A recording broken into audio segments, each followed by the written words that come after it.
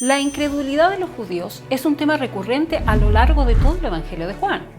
Ahora que Juan ya se dispone a cerrar su relato sobre el ministerio público de Jesús, vuelve a sacar a la luz la ceguera de los judíos.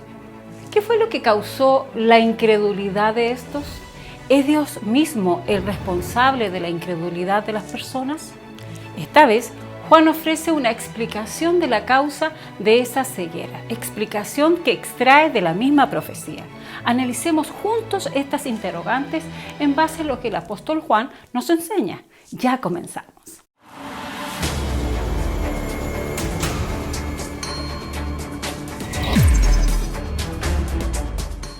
Ni aun la incredulidad escapa del poder y del propósito de Dios. Después de siglos de historia del cristianismo, en los cuales la Iglesia ha sido principalmente gentil, hemos aceptado como algo normal que apenas haya judíos en nuestras congregaciones.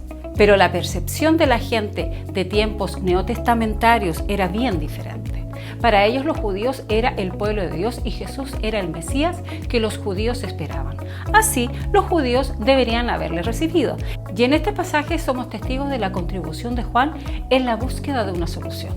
El Antiguo Testamento denuncia una y otra vez a los israelitas cuando rechazan y no reconocen a los mensajeros de Dios y cuando no hacen caso de sus advertencias.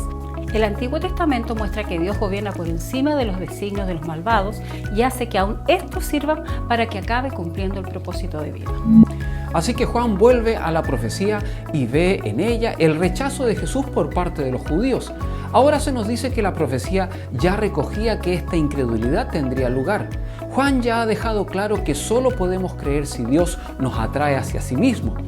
Ahora añade que lo que está escrito en la profecía se tiene que cumplir. La profecía que cita de Isaías 53:1 habla de la incredulidad y de una revelación del brazo del Señor. Es decir, la fe y la actuación divina están relacionadas e incluso la incredulidad tiene un lugar en el propósito de Dios. Juan dice claramente que la explicación de por qué no eran capaces de creer está en otro pasaje de la Escritura. Alfred Plummer dice que la gracia puede rechazarse persistentemente hasta el punto de destruir el poder de aceptarla. Así hay una clara insistencia en la soberanía divina. Este pasaje explicativo se encuentra en Isaías capítulo 6, palabras que el mismo Jesús cita y que fueron plasmadas en los evangelios.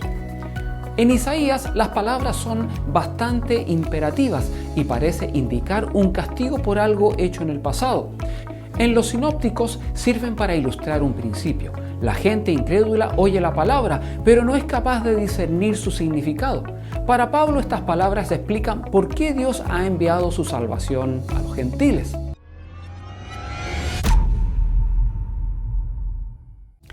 Juan lo atribuye todo a la voluntad de Dios. Si algo no tiene la mano de Dios encima, es imposible que ocurra.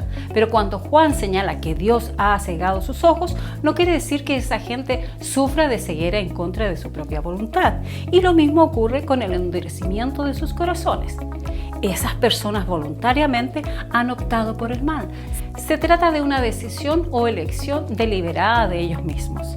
Painter argumenta que es el príncipe de este mundo, el que ciega a la gente y nos recuerda que en 2 Corintios 4:4 encontramos un texto que lo explica.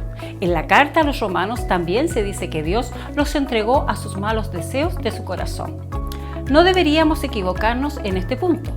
A lo largo de este evangelio, Juan insiste sobre la seriedad de la decisión que los judíos toman ante la persona de Jesús y sobre la responsabilidad y la culpa que tenían. Y ahora no está contradiciéndose. Lo que está diciendo es que la mano de Dios está por encima de las consecuencias de toda decisión que hayan tomado los judíos.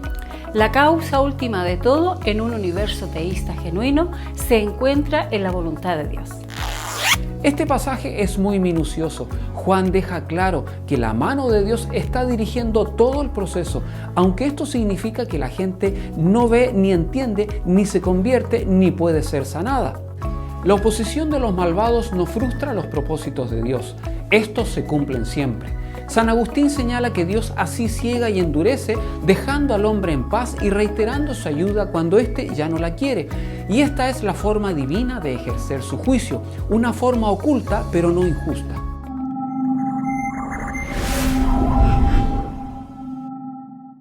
Ya estamos en el final de nuestro programa de hoy y creemos que en este caso en particular, aunque ciertamente hay un elemento de misterio, también es verdad que podemos discernir algo del propósito divino. Si los judíos hubieran aceptado el Evangelio, ¿cómo habría llegado este a todas las naciones?